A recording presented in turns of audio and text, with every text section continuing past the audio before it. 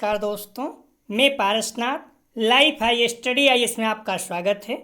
आज हम लोग राजा महेंद्र प्रताप सिंह राज्य विश्वविद्यालय अलीगढ़ के बीएड सेकेंड ईयर एग्जाम 2023 जो 2 मई 2023 को एग्जाम होने जा रहा है तथा साथ ही आगरा यूनिवर्सिटी का जो BEd second year re exam 2022-23 होने जा रहा है, उसके लिए पेपर 202 अर्थात अधिगम के लिए आकलन या असेसमेंट फॉर लर्निंग का फुल प्रैक्टिस सेट 8 हल करेंगे। इसके पहले 7 प्रैक्टिस सेट हल कर चुके हैं हम लोग, डिस्क्रिप्शन में लिंक दिया गया है, आप लोग जाकर देख लीजिएगा। इसके टॉप 75 अति महत्वपूर्ण प्रश्न हल करेंगे। यहाँ से निश्चित रूप से एग्जाम में प्रश्नों के आने की सेम टू सेम संभावना है, इसलिए आप लोग वीडियो को पूरा देखिएगा। दोस्तों, प्रश्नों पर आएँ, लेकिन उससे पहले प्लीज़ आप लोग वीडियो को ज़्यादा से ज़्यादा शेयर कीजिए जिससे सभी लोगों को लाभ हो सके। यदि आप लोग चैनल को सब्सक्राइब नहीं किए हैं तो चैनल को सब्सक्राइब कीजिए तथा वीडियो को लाइक और शेयर जरूर कीजिए, इससे मोटिवेशन मिलता है। आइए देखते हैं प्रश्नों को। पेपर 202 अर्थात अधिगम के लिए आकलन असेसमेंट फॉर लर्निंग का फुल प्रैक्टिस सेट 8 हल करेंगे। इसका पहला प्रश्न है,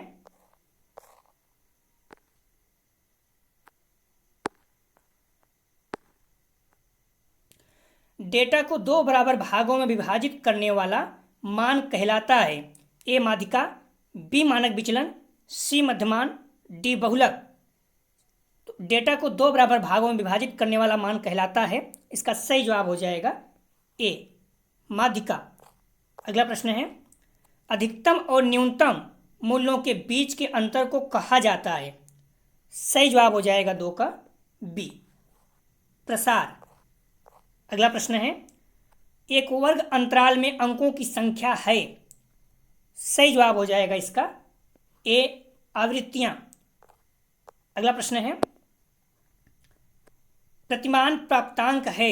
ए सिग्मा या जेड प्राप्तांक, बी टी प्राप्तांक, सी स्टेनाइन प्राप्तांक, डी उपयुक्त सभी। तो प्रतिमान प्राप्तांक है, इसका सही जवाब हो जाएगा ए सिग्मा या जेड प्राप्तांक। अगला प्रश्न है, जेड प्राप्तांक के विन्यास का मध्यमान सदैव होता है। सही जवाब हो जाएगा इसका ए 0। ध्यान रखना, जेड प्राप्तांक के विन्यास का मध्यमान हमेशा क्या होता है, 0 होता है। इस पॉइंट को भी आप लोग ध्यान रखना। मानक विचलन 1 होता है, ठीक है। मध्यमान 0 होता है और मानक विचलन 1 होता है, दोनों महत्वपूर्ण है। जेड प्राप्तांक के विन्यास का मध्यमान हमेशा 0 होता है और मानक विचलन, जेड प्राप्तांक के विन्यास का मानक विचलन 1 होता है, दोनों महत्वपूर्ण है, आप लोग ध्यान रखना। अगला प्रश्न है, टी प्राप्तांकों के प्रयोग का सुझाव दिया था। सही जवाब हो जाएगा इसका सी मैकॉल ने। महत्वपूर्ण है, ध्यान रखना, आ सकता है, कितनी बार आ चुका है एग्जाम में, 20, 21, 21, 22। इस पॉइंट पे आप लोग ध्यान रखना। टी स्कोर का प्रयोग मैकॉल तथा स्टेन स्कोर का प्रयोग आरबी कैटल ने सर्वप्रथम किया था। टी स्कोर का प्रयोग मैकॉल तथा स्टेन स्कोर का प्रयोग आरबी कैटल ने सर्वप्रथम किया था। गिलफोर्ड ने सी प्राप्तांक का प्रतिपादन किया था, यह प्रतिपादन, ठीक है। तो इस पॉइंट को आप लोग ध्यान रखना, महत्वपूर्ण है, पूछ सकता है। मूल प्राप्तांकों को टी प्राप्तांकों में परिवर्तित कर दिया जाता है। सही जवाब हो जाएगा बी ब्लूप्रिंट से। अगला प्रश्न है, स्टेनाइन मापनी मानकीकृत मापनी है। तो ध्यान रखना, स्टेनाइन इसका मतलब सही जवाब हो जाएगा इसका ए 9 बिंदु वाली। अगर स्टेन होता तो 10 हो जाता, ठीक है। स्टेन, टेन का मतलब क्या होता है 10, तो 10 बिंदु वाला हो जाता है। लेकिन स्टेनाइन, इस पॉइंट ध्यान रखना, 9 लिखा है। अगर यहाँ पर 9 रहेगा, स्टेनाइन तो 9 बिंदु वाला, स्टेन होगा तो 10 हो जाएगा, ठीक है, 10 बिंदु वाला, कंफ्यूज मत होना। तो स्टेनाइन मापनी मानकीकृत है 9 बिंदु वाली। स्टेन प्राप्तांक तो 10 बिंदु वाला, भूलना नहीं, एग्जाम में आ चुका है दोनों। अगला प्रश्न है, आप लोग ध्यान रखना, जो हम लोग टेस्ट में प्रश्न रखे हैं, प्रीवियस ईयर के सारे प्रश्नों को यहाँ पर रखा गया है। UP TET, C TET, NET JRF plus महत्वपूर्ण प्रश्नों को यहाँ पर रखा गया है टेस्ट में। तो यदि सारे पीडीएफ को आप अच्छे से तैयार कर लेते हैं, जितनी भी प्रश्न है सारे प्रश्नों को आप तैयार कर लेते हैं, तो आपको प्रीवियस ईयर के प्रश्न तैयार हो जाएंगे, साथ साथ नेट जेआरएफ या फिर सारे महत्वपूर्ण प्रश्न तैयार हो जाएंगे। मैक्सिमम प्रश्न यहाँ से आपको सेम टू सेम एग्जाम में देखने को मिलेगा, जैसे हम लोग देख भी चुके हैं। मेरी 201 का लगभग 45 प्लस प्रश्न सेम टू सेम अपने प्रैक्टिस सेट से आए हुए थे। कई बच्चों के 50 क्वेश्चन सही हैं, अर्थात 80 में 80 अंक उन्हें मिलेंगे। तो आप लोग मेहनत कीजिए, जो भी इतना भी समय बचा हुआ है जम के अच्छे से प्रीवियस के प्रश्नों को जरूर तैयार करके जाइए, ठीक है। उसमें कई प्रश्न गलत दिए गए हैं, तो सबसे बेस्ट है कि आप लोग जो टेस्ट है इसी को बार बार हल कीजिए, यहाँ से आपको मैक्सिमम सही मिलेगा। आप प्रश्न हो सकता संदेह हो, यदि आपको किसी प्रश्न में संदेह है तो आप कमेंट सेक्शन में जरूर बताइएगा। प्रश्न है सहसंबंध गुणांक का निश्चित प्रसार होता है। सही जवाब हो जाएगा 9 का, ध्यान रखना ए। या सदैव +-1 के मध्य होता है, अर्थात -1 से +1 के मध्य होता है, ठीक है। सहसंबंध गुणांक का निश्चित प्रसार कितना, +1 से -1 के मध्य या फिर -1 से +1 के मध्य होता है। अगला प्रश्न है सहसंबंध के प्रकार हैं। सही जवाब हो जाएगा इसका सी, मात्रात्मक एवं गुणात्मक दोनों प्रकार के सहसंबंध। अगला प्रश्न है सहसंबंध गुणांक ज्ञात करने की विधियां हैं। सही जवाब हो जाएगा 11 का सी, क्रम कोड तथा गुण आघूर्ण विधि दोनों। अगला प्रश्न है सहसंबंध गुणांक ज्ञात करने की कोट अंतर विधि का संकेत चिन्ह है। सही जवाब हो जाएगा सी, रो। अगला प्रश्न है गुण आघूर्ण विधि का प्रतिपादन किया गया है। सही जवाब हो जाएगा 13 का बी, कार्ल पियर्सन द्वारा। अगला प्रश्न है केंद्रवर्ती मान वह प्राप्तांक है। ए जिसके दोनों ओर विचलन असमान होते हैं, बी जिसके दोनों ओर विचलन समान होते हैं, सी जिसके दोनों ओर विचलन नहीं होते, डी उपरोक्त सभी। सही जवाब हो जाएगा बी, जिसके दोनों ओर विचलन समान होते हैं। अगला प्रश्न है केंद्रीय प्रवृत्ति का माप है। सही जवाब हो जाएगा इसका बी, मध्यमान। अगला प्रश्न है रचनात्मक मूल्यांकन का उद्देश्य क्या है। सही जवाब हो जाएगा इसका डी, छात्रों की प्रकृति का निगरानी।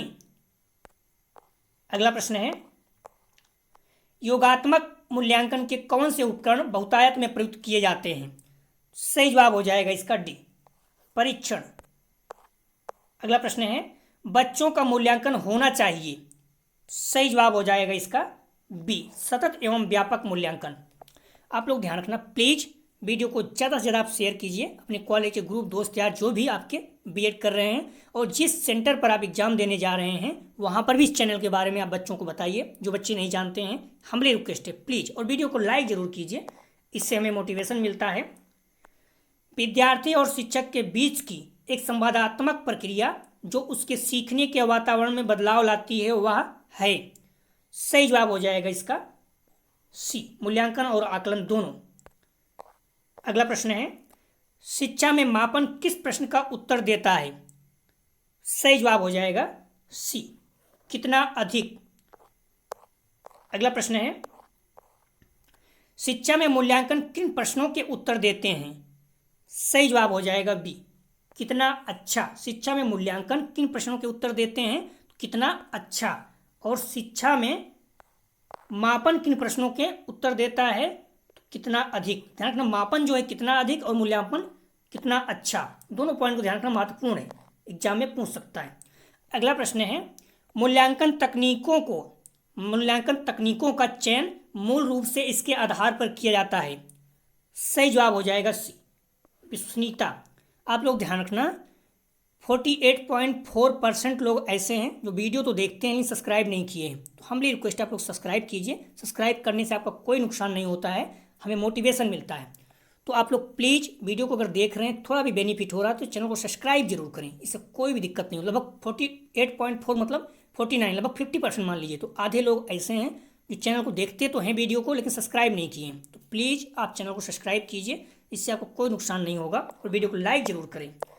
अगला प्रश्न है विद्यार्थियों के प्रदर्शन का मात्रात्मक विवरण कहलाता है। सही जवाब हो जाएगा इसका सी, मापन।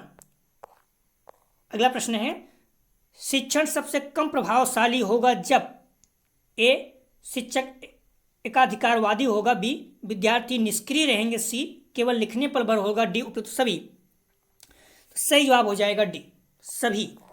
अगर शिक्षक एकाधिकारवादी होगा, विद्यार्थी निष्क्रिय रहेंगे, केवल लिखने पर बल होगा, तो सारे पॉइंट अगर रहेंगे शिक्षक जो है सबसे कम प्रभावशाली होगा। अगला प्रश्न है बहुलांक का प्रयोग किस मापनी में किया जाता है? ए शाब्दिक, बी क्रमिक, सी अंतराल, डी उपयुक्त सभी। सही जवाब हो जाएगा बी, क्रमिक मापनी में बहुलांक का प्रयोग किया जाता है। अगला प्रश्न है, किसी वस्तु का अंकात्मक रूप है? सही जवाब हो जाएगा 26 का सी, मापन एवं मूल्यांकन दोनों। अगला प्रश्न है, मूल्यांकन के अंदर व्यक्ति या समाज या दोनों की दृष्टि से अच्छा है या वांछनीय है को मानकर चला जाता है, इसे किसने परिभाषित किया? सही जवाब हो जाएगा बी, रेमर्स एवं गेज। अगला प्रश्न है, मूल्यांकन किस स्थिति का ज्ञान कराता है? तो सही जवाब हो जाएगा इसका ए, क्षमताओं एवं योग्यताओं के संदर्भ में। अगला प्रश्न है, प्रमुख मापन क्षेत्र है? ए बुद्धि परीक्षण, बी उपलब्धि परीक्षण, सी व्यक्तित्व परीक्षण, डी उपरोक्त सभी। सही जवाब हो जाएगा इसका 29 का ध्यान रखना, डी उपरोक्त सभी। अगला प्रश्न है, निम्न में से कौन सा शिक्षण का स्तर नहीं है? निम्न में से कौन सा शिक्षण का स्तर नहीं है? इसका सही जवाब हो जाएगा, ध्यान रखना 30 का डी, प्रत्यावर्ती स्तर। अगला प्रश्न है, निम्न में से कौन सी विशेषता अच्छे परीक्षण की नहीं है? अच्छे परीक्षण की नहीं है। सही जवाब हो जाएगा 31 का डी, कठिनाई जो है ये अच्छे परीक्षण की विशेषता नहीं, वैधता, विश्वसनीयता, व्यापकता है। अगला प्रश्न है, व्यक्तिगत त्रुटि किस परीक्षण की कम की जा सकती है उसे बनाकर? व्यक्तिगत त्रुटि किसी परीक्षण की कम की जा सकती है उसे बनाकर। इसका सही जवाब हो जाएगा 32 का ए, वस्तुनिष्ठ। वस्तुनिष्ठ में जैसे आप लोग पेपर ऑब्जेक्टिव हो रहा है तो इसमें क्या होता है, जो त्रुटि होती है मैक्सिमम कम हो जाती है। आपको भी पता होगा कि त्रुटि ऑब्जेक्टिव में बहुत ज़्यादा कम हो जाती है, ठीक है। तो ये चीज़ें आपको पता होना चाहिए अच्छे से। सबसे जो व्यक्तिगत त्रुटि किसी परीक्षण की सब कम की जा सकती है तो उसे ऑब्जेक्टिव वस्तुनिष्ठ बनाकर। 32 का सही जवाब हो जाएगा ए। अगला प्रश्न है, परिवर्त त्रुटि को कम किया जा सकता है, परीक्षण को अधिक। सही जवाब हो जाएगा इसका 33 का सी, वस्तुनिष्ठ बनाकर। सेम प्रश्न है, थोड़ा सा घुमाया गया है, ठीक है। तो इस पॉइंट को आप लोग ध्यान रखना। अगला प्रश्न है, किस प्रकार की प्रश्नावली में पूर्व निर्धारित होते हैं? किस प्रकार की प्रश्नावली में प्रश्न पूर्व निर्धारित होते हैं? मोस्ट इंपॉर्टेंट में से रखिएगा, प्रश्न पूछा जा सकता है, ठीक है। तो किस प्रकार की प्रश्नावली में प्रश्न पूर्व निर्धारित होते हैं? तो इसका सही जवाब हो जाएगा 34 का ए, संरचनात्मक। अगला प्रश्न है, यदि किसी प्रश्न में आपको संदेह है तो आप लोग कमेंट सेक्शन में बता सकते हैं, इससे कुछ बच्चे कमेंट भी कर देते हैं। तो ध्यान रखना, आप लोग प्रश्न संख्या जरूर डालें, कौन सा प्रश्न आपको लग रहा है उत्तर दूसरा होगा और कहाँ पर आपको प्रूफ मिल रहा है। बुक में किस पेज पर है आप डाल देंगे कि प्रश्न नंबर 35 सर बुक में इस पेज पर ये आंसर लग रहा है या फिर दिया है, तो फिर मेरे लिए आसान रहता थोड़ा चेक कर पाने में। प्लीज़ तो आप प्रश्न संख्या डालें और बुक जिस पेज में या जहाँ भी मिल रहा है आपको प्रूफ जरूर डालें, हमारी रिक्वेस्ट है। प्रश्न है, किस परीक्षण में उत्तरदाता अपने उत्तर को बनाता है? किस परीक्षण पद में उत्तरदाता अपने उत्तर को बनाता है? सही जवाब हो जाएगा 35 का ए, निबंधात्मक परीक्षण पद में। निबंधात्मक परीक्षण पद में क्या होता है, जो उत्तर देने वाला है उत्तर स्वयं लिखता है, खुद सोचिए, क्योंकि यहाँ उसका विचार रहता है। अगला प्रश्न है, निम्नलिखित में से कौन सा परीक्षण का उद्देश्य है? ए, प्रत्येक विद्यार्थी की उपलब्धि स्तर की व्याख्या करना, बी, विद्यार्थी के परस्पर किसी विषय में मजबूत व कमजोर क्षेत्रों का पता लगाना, सी, सामान्य कौशलों में वर्ष दर वर्ष वृद्धि की जांच करना, डी उपयुक्त सभी। सही जवाब हो जाएगा डी, सभी। अगला प्रश्न है, खुले प्रश्न समानता होते हैं? सही जवाब हो जाएगा, इसको महत्वपूर्ण है, सी, निबंध के प्रकार। निबंध में क्या होता है, प्रश्न को आप कैसे भी लिखिए, कितना भी विस्तृत करके, तो यहाँ खुले प्रश्न माने जाते हैं। अगला प्रश्न है, निम्नलिखित में से कौन सा प्रत्यास्मरण प्रकार के परीक्षण पद का उदाहरण है? सही जवाब हो जाएगा 38 का ए। ध्यान रखना, रिक्त स्थान की पूर्ति कौन सा प्रत्यास्मरण प्रकार के परीक्षण पद का उदाहरण है? तो ए, रिक्त स्थानों की पूर्ति बुक में दिया हुआ है, बाकी मॉडल में देखो डी दिया हुआ है, अगर आप इच्छा तो आप डी मान सकते हैं, लेकिन आप बुक में एक बार चेक कर लीजिएगा, ठीक है। बुक में 63 पेज पर ठाकुर पब्लिकेशन में देख लीजिएगा, आप लगता है डी है तो आप डी कर सकते हैं। पद विश्लेषण किया जाता है, सही जवाब हो जाएगा 39 का सी। अच्छे परीक्षण पदों का चयन है, कमजोर पदों को अस्वीकार करने हैं। तो कई बच्चे बोलेंगे ए दिया हुआ है मॉडल पेपर में तो ए होगा, लेकिन ध्यान रखना विश्लेषण का मतलब ही होता है पॉजिटिव निगेटिव दोनों। तो अगर विश्लेषण हो रहा है तो अच्छे पदों के चयन और कमजोर पदों को अस्वीकार दोनों होता है। तो सही जवाब हो जाएगा सी। अगला प्रश्न है प्रत्याभिज्ञान प्रकार के प्रश्न हैं। सही जवाब हो जाएगा इसका डी, बहुविकल्पी प्रश्न। अगला प्रश्न है नकल की संभावना अधिक होती है। ए निबंधात्मक परीक्षा में, बी वस्तुनिष्ठ परीक्षा में, सी साक्षात्कार, डी उपरोक्त सभी। तो नकल की संभावना आप ही बताइए सबसे अधिक कहां पर होगी। सही जवाब हो जाएगा बी, जो आपका एग्जाम हो रहा है ऑब्जेक्टिव या ओमार, यहाँ पर किसी को भी आप चीटिंग करा सकते हो आसानी से। निबंधात्मक क्या होता है, बड़ा बड़ा पैराग्राफ लिखना रहता है, तो यहाँ पर बहुत कम होती है। क्या बताओगे, नॉर्मली 1 पॉइंट 2 पॉइंट बताओगे। अगला प्रश्न है अध्यापक निर्मित वस्तुनिष्ठ परीक्षण की सीमाएं हैं। सही जवाब हो जाएगा, ध्यान रखना इसका डी, परीक्षण की रचना अत्यंत कठिन है। बी अत्यधिक परिश्रम, समय, धन की आवश्यकता होती है, छात्रों की कमजोरियों को जानना कठिन है। तो अध्यापक निर्मित वस्तुनिष्ठ परीक्षण की सीमाएं हैं, सभी हैं। अगला प्रश्न है सीखने का उद्देश्य अपेक्षित परिवर्तन का वर्णन है या कथन किसने कहा है। सीखने का उद्देश्य अपेक्षित परिवर्तन का वर्णन है या कथन किसने कहा है। तो सही जवाब हो जाएगा ए, आई के डेविस। ध्यान रखना एग्जाम का समय है इसलिए हम लोग थोड़ा तेज चल रहे हैं। कई बच्चे बोलते हैं सर आप तेज कर रहे हैं, तो आप लोग थोड़ा स्लो कर सकते हैं। सेटिंग में जाकर वहाँ पर रहता है, आप इसको स्लो कर लीजिए तो स्लो हो जाएगा। अगला प्रश्न है शैक्षिक उद्देश्य बालक के विकास में परिवर्तन ला सकते हैं। ए ज्ञानात्मक क्षेत्र में, बी भावात्मक क्षेत्र में, सी मनोक्रियात्मक क्षेत्र में, डी उपरोक्त सभी। शैक्षिक उद्देश्य बालक के विकास में परिवर्तन ला सकते हैं। सही जवाब हो जाएगा इसका डी, उपरोक्त सभी। आप लोग ध्यान रखना, कुछ बच्चे कमेंट कर रहे हैं, मैंने कहा था कि ज्ञानात्मक पक्ष, भावात्मक पक्ष और क्रियात्मक पक्ष तीनों के 6-6 अंग हैं। तो कई बच्चों ने कहा कि नहीं सर भावात्मक और क्रियात्मक के 5-5 हैं। तो आप लोग ठाकुर पब्लिकेशन में 72 पेज पर देख लीजिए, जो नई वाली बुक है उसकी बात कर रहा हूँ। देखिए तीनों में 6-6 हैं, ठीक है। तो आप लोग, मुझे नहीं पता कौन सी बुक रखे हैं, बट हो सकता है अगर आपका भी सही है तो उसे भी सही मान लीजिएगा। बट जो यहाँ पर है ठाकुर पब्लिकेशन में 6 दिया हुआ है, ठीक है। तीनों का ज्ञानात्मक, भावात्मक, क्रियात्मक तीनों के 6-6 पक्ष हैं, तीनों महत्वपूर्ण है, आप लोग तैयार कर लीजिएगा। अगला प्रश्न है उद्देश्यों को व्यवहारिक रूप में लिखने, उद्देश्यों को व्यवहारिक रूप में लिखने से बनाया जा सकता है। उद्देश्यों को व्यवहारिक रूप में लिखने से बनाया जा सकता है। तो सही जवाब हो जाएगा ए, अधिगम प्रक्रिया को सरल। अगला प्रश्न है पासी का सृजनात्मक परीक्षण है। सही जवाब हो जाएगा सी, भारतीय स्थिति में निर्मित एवं मानकीकृत दोनों। अगला प्रश्न है प्रसंगात्मक बोध परीक्षण की रचना किसके द्वारा की गई है। सही जवाब हो जाएगा ए, मरे एवं मॉर्गन दोनों। अगला प्रश्न है महत्वपूर्ण, बार बार पूछा जाता है, इस पॉइंट को आप लोग ध्यान रखना, IQ का सूत्र है।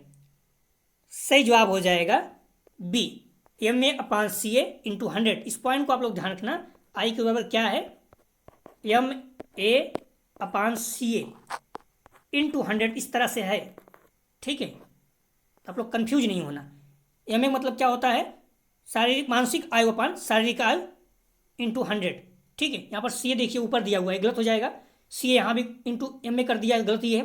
तो MA/CA × 100 है, ठीक है। इस पॉइंट को आप लोग ध्यान रखना, बी इसका सही जवाब है।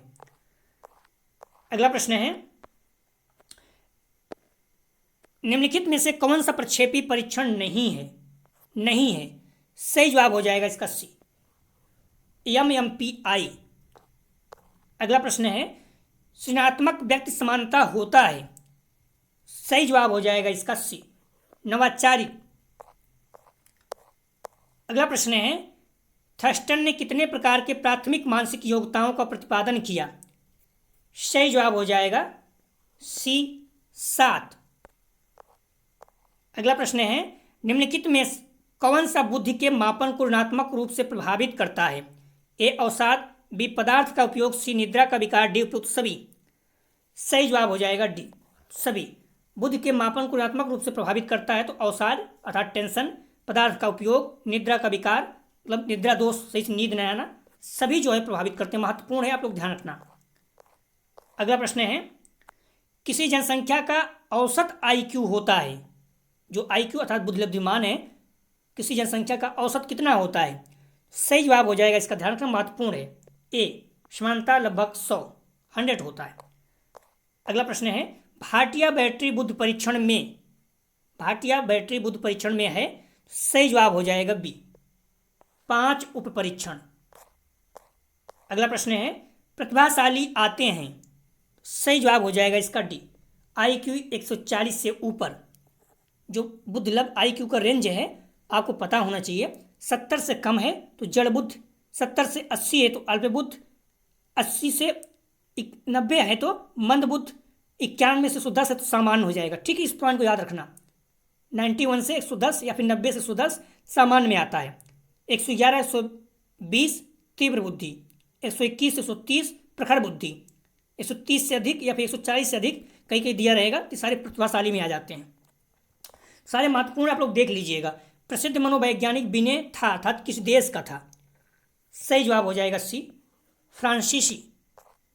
अगला प्रश्न है, एक वैयक्तिक अध्ययन की सीमाएं होती हैं, सही जवाब हो जाएगा सी, ये भी दोनों। बृहत जनसंख्या के लिए इसके परिणाम का सामान्यीकरण नहीं किया सकता, इसमें समय अधिक लगता है, दोनों। अगला प्रश्न है, प्रक्षेपी परीक्षण की प्रमुख सीमाएं हैं, सही जवाब हो जाएगा 58 का बी, ये विश्वसनीय तथा वैध नहीं होते। प्रक्षेपी परीक्षण की बात कर रहा है। अगला प्रश्न है, महत्वपूर्ण है, CGPA का पूरा नाम है अर्थात फुल फॉर्म है, सही जवाब हो जाएगा ए, क्यूमुलेटिव ग्रेड पॉइंट एवरेज। अगला प्रश्न है, निम्नलिखित में से कौन सा मनोवैज्ञानिक परीक्षण बुद्धि के मापन से संबंधित है, सही जवाब हो जाएगा ए, रेवनस प्रोग्रेसिव मेट्रिक। अगला प्रश्न है, पुनर्परीक्षण विधि ज्ञात करने की विधि है, सही जवाब हो जाएगा ए, विश्वसनीयता गुणांक। अगला प्रश्न है, वैधता गुणांक ज्ञात करने की विधियां हैं, ए संबंध विधि, बी अनुमानता तालिका, सी कारक विश्लेषण विधि, उपयुक्त सभी। तो वैधता गुणांक ज्ञात करने की विधियां हैं, सही जवाब हो जाएगा डी, सभी।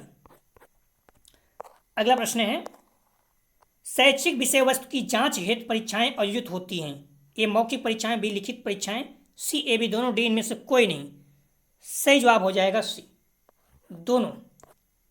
अगला प्रश्न है, परंपरागत आकलन प्रणाली है, सही जवाब हो जाएगा डी, ग्रेड आधारित आकलन। अगला प्रश्न है, आज शिक्षा का मूल उद्देश्य विलुप्त होता जा रहा है, ए छात्रों का सर्वांगीण विकास, बी ज्ञानोपार्जन करना, सी छात्रों की प्रवृत्तियों में निरंतर परिमार्जन एवं परिष्कार लाना, डी उपयुक्त सभी, सही जवाब हो जाएगा डी, तीनों। अगला प्रश्न है, निष्पादन परीक्षण का आशय मापन है, सही जवाब हो जाएगा सी, किसी गतिविधि की प्रक्रिया या उत्पाद। अगला प्रश्न है, उपलब्धि परीक्षण मापते हैं, सही जवाब हो जाएगा सी, ज्ञान अथवा कौशल में निपुणता।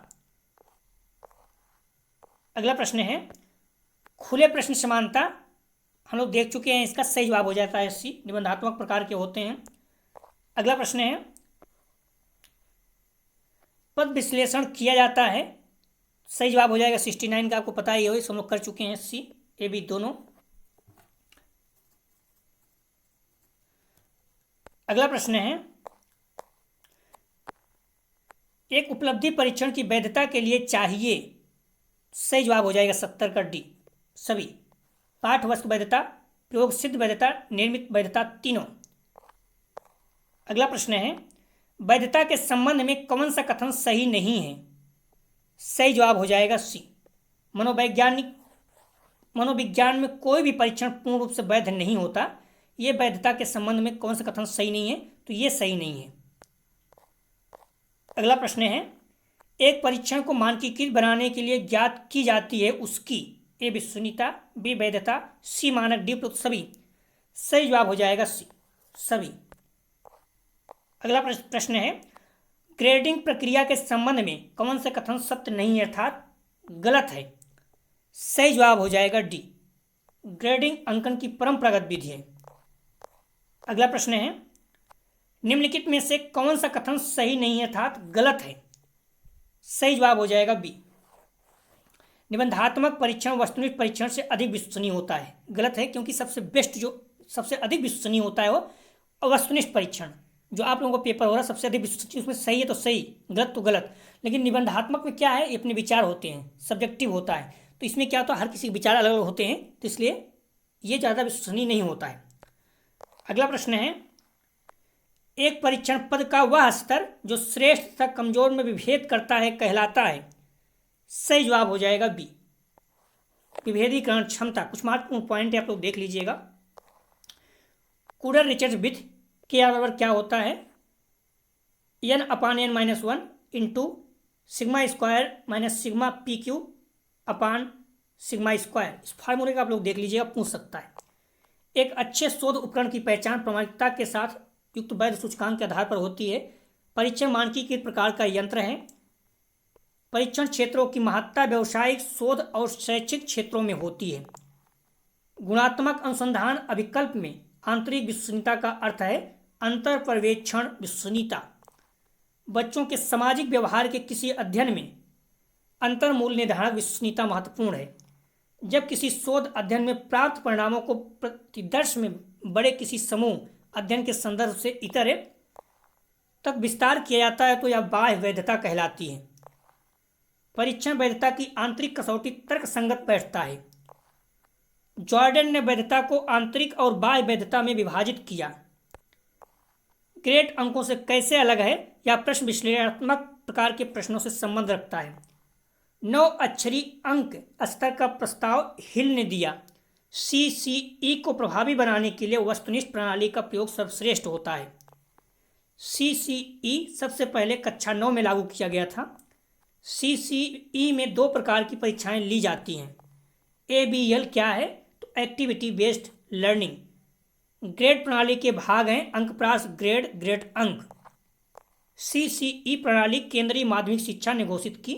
CCE प्रणाली का उद्देश्य है बोधात्मक, क्रियात्मक एवं भावात्मक कौशल का विकास और अध्यापन और अधिगम की प्रक्रिया को छात्र केंद्रित बनाना। और तीसरा है CCE प्रणाली के उद्देश्य निदान और उपचार के साधन प्रदान करना। ठीक है, अब अगला पॉइंट है टी स्कोर का प्रयोग मैक्वाल तथा स्टेन स्कोर का प्रयोग R.B. कैटल ने सर्वप्रथम किया था। इस पॉइंट को ध्यान रखना। जेड स्कोर बराबर क्या होता है, x-m अपान सिग्मा। टी स्कोर महत्वपूर्ण है, 50 + 10 इंटू x-m अपान सिग्मा। इस पॉइंट को ध्यान रखना। स्टेन स्कोर का सूत्र है 5.5 + 2 x-m अपान सिग्मा। स्टेन 9 अर्थात 9 बिंदु वाली, स्टेन मतलब 10 बिंदु वाली, तो स्टेन 9 का सूत्र क्या है, 5 + 2 x-m अपान सिग्मा। तो दोस्तों यह था PD 202 अर्थात अधिगम के लिए आकलन का फुल प्रैक्टिस सेट 8। अगला जो हम लोग हल करेंगे 9। तो आप लोगों से हम्बली रिक्वेस्ट है, वीडियो को ज़्यादा से ज़्यादा शेयर कीजिए। कॉलेज ग्रुप दोस्त यार जो भी हैं, और आप लोग जहाँ भी एग्जाम देने जाते हैं सेंटर पर, इस चैनल के बारे में बताइए प्लीज़, और वीडियो को ज़्यादा से ज़्यादा शेयर कीजिए। कॉलेज ग्रुप दोस्त यार जो भी हैं, डिस्क्रिप्शन और कमेंट सेक्शन दोनों जगह पर टेलीग्राम व्हाट्सएप ग्रुप का लिंक दिया गया, आप लोग ज्वाइन कर लीजिए, इससे आपको PDF मिल सके और नोटिफिकेशन प्राप्त हो सके। आप लोग जितना भी समय बचा हुआ है जम के पढ़ाई कीजिए, रिवीजन कीजिए। प्रीवियस ईयर के पेपर आप जरूर देख के जाइए, लेकिन अपने आप वीडियो देखते हैं, अपने PDF पढ़ लेते हैं, तो आपको प्रीवियस ईयर के प्रश्न, नेट, JRF या फिर CTET, UPTET जितने भी प्रश्न आए हुए प्लस महत्वपूर्ण प्रश्नों को यहाँ पर संकलन आपको मिलेगा, फिर आपको जरूरत नहीं पड़ेगी किसी चीज़ को पढ़ने का। तो हम रिक्वेस्ट है, पुनः वीडियो ज़्यादा शेयर कीजिए। कॉलेज ग्रुप दोस्त यार जो भी हैं, हर किसी को शेयर कीजिए प्लीज़। वीडियो देखने के लिए धन्यवाद दोस्तों।